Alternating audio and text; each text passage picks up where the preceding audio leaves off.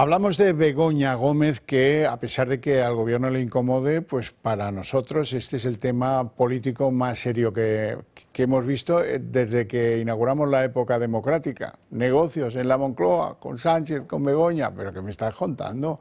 Que si un máster, que me lo consigues, que yo te doy, tú me das, el do des que decían los romanos. Bueno, como saben, el gobierno tiene dos frases hechas. Una, esto es un bulo. Dos, esto es la ultraderecha, está basado en recortes de prensa. Y tres, si a la UCO le parece que aquí no hay delito. De eso quiero hablarles con don Miguel Bernat, que es el secretario general de Manos Limpias y que me acompaña aquí en el despacho. Le agradezco lo segundo muchísimo. A vosotros. Vamos a ver, entonces resulta que Manos Limpias tiene sospechas de que en la UCO se han ocultado determinados datos para favorecer a la esposa del presidente del gobierno. Sí, por supuesto. El equipo de investigación de Manos Limpias ha hecho un análisis exhaustivo del informe de la UCO y ha visto que ha ocultado datos relevantes. Por ejemplo, en el pliego de condiciones técnicas que se presentan los licitadores para obtener esos concursos... Los concursos Barrabés. Los concursos de Barrabés. Bien. No figuraba para nada los certificados de buena conducta, de solvencia de las empresas. Entonces, de todos los licitadores, ninguno presentó cartas o certificados de solvencia. ¿Por qué? Porque el pliego de condiciones técnicas no lo exigía. Y el único que presentó certificados de solvencia era Barrabés, y entre esos certificados el de Begoña. ¿Por qué?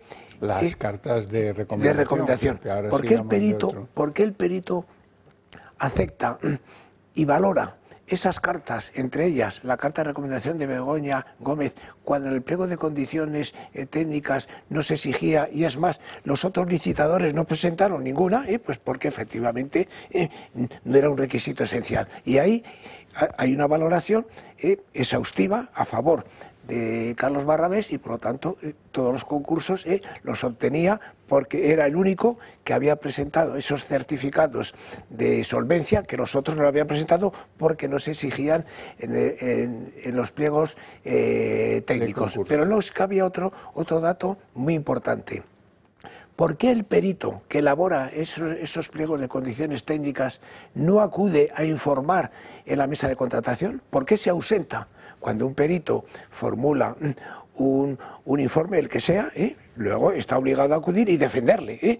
Ante la mesa. Ante la mesa, y tampoco acudió. Por lo tanto... ¿Y a eso a la UCO no le parece relevante? No le parecía relevante, y nosotros pensamos que lo hizo de una manera deliberada o presuntamente deliberada para favorecer que no se le acusara a Begoña Gómez de un trato de privilegio con respecto a su íntimo amigo Carlos Barrabés. Todo eso ahora es incumbencia de la Fiscalía Europea, en tanto en cuanto que los 10 millones que se llevaron las empresas UTE de Barrabés, pues llevaban dinero europeo dentro, ¿no? Ya lo hemos presentado esta mañana en la Fiscalía Europea, y además vamos a dar el viernes una copia a su señoría, al juez instructor del 41, por lo menos para que tenga en cuenta y en conocimiento pues de que ese informe de la UCO ha sido un informe... no ha sido completo, ha sido de alguna manera manipulado, y eso es muy grave. No me extraña, porque en el caso del proceso contra mi persona en la operación Nelson, nosotros presentamos un informe pericial y que demostraba que la UDEF, en ese caso, había manipulado los discos de Manos Limpias, y el perito que informó en juicio oral defendió ese informe pericial de manipulación por parte de la UDEF. Por lo tanto, yo creo que la UDEF y UCO, que en el 90%, en el 95% es gente totalmente decente, pero siempre hay una parte política que depende de Marlaska y que le guía para manipular informes. Por lo tanto, yo creo que esto va a servir también para que la Fiscalía Europea y también su señoría tengan en cuenta que no todo lo que presenta la UDEF o la UCO en este caso, es totalmente válido. Dígame una cosa, vimos la comparecencia ante el juzgado por videoconferencia de Carlos Barrabés.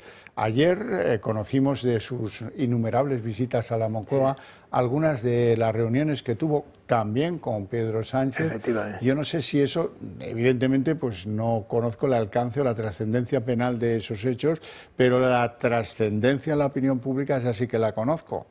Esto, uno a la Moncloa no va sin ser invitado, no pasas de la garita de... Vamos, esto me recuerda el caso del hermano de Alfonso Guerra, que utilizaba un despacho de la Junta de Andalucía para sus negocios. Esto es vergonzoso. Para el cafelito. Para el cafelito. Esto es vergonzoso, que esté tratando los negocios de Begoña Gómez en un edificio como es el Palacio de la Moncloa y además con la connivencia de Pedro Sánchez, que Pedro Sánchez en esas 8 reuniones que tuvo Carlos Barrabés en Palacio de la Moncloa, por lo menos en 2 que se sepa, y los declaró él mismo, estuvo también presente. Por lo tanto, yo estoy totalmente convencido que Pedro Sánchez es cómplice, cooperador necesario y encubridor de los negocios de su esposa Begoña Gómez.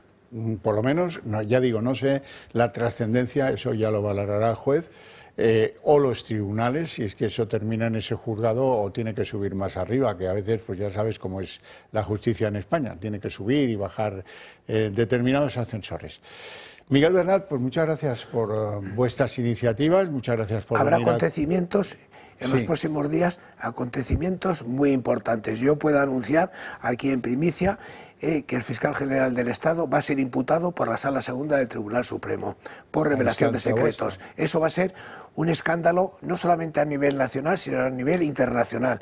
La Unión Europea no puede consentir que un país que pertenece a la Unión Europea, ni más ni menos que el fiscal general del Estado, que debe defender la legalidad vigente y perseguir los delitos, se siente en el banquillo por un presunto delito de revelación de secretos. Es gravísimo. Es el que afecta al pareja o a la pareja de Isabel Díaz Ayuso. Efectivamente. Y sus datos de revelación son los de la agencia tributaria, y como además este señor dice que no busquen más, que he sido yo el que lo ha ordenado. Se autoinculpó, efectivamente. Y además, las fiscales que dependen de ese señor dicen, no, nos lo ordenó, y le advertimos de que eso era delito. Sí, y que había que difundirlo, y que había que difundir esos datos privados. Claro, pues debe pensar el señor fiscal general del Estado que eso entra dentro del sueldo que le paga a Sánchez por colonizar la Fiscalía, ¿no? Exactamente. Miguel Bernat, un placer enorme. Muchas gracias a vosotros. Muchísimas gracias. Nosotros recuperamos el hilo informativo en donde lo teníamos antes.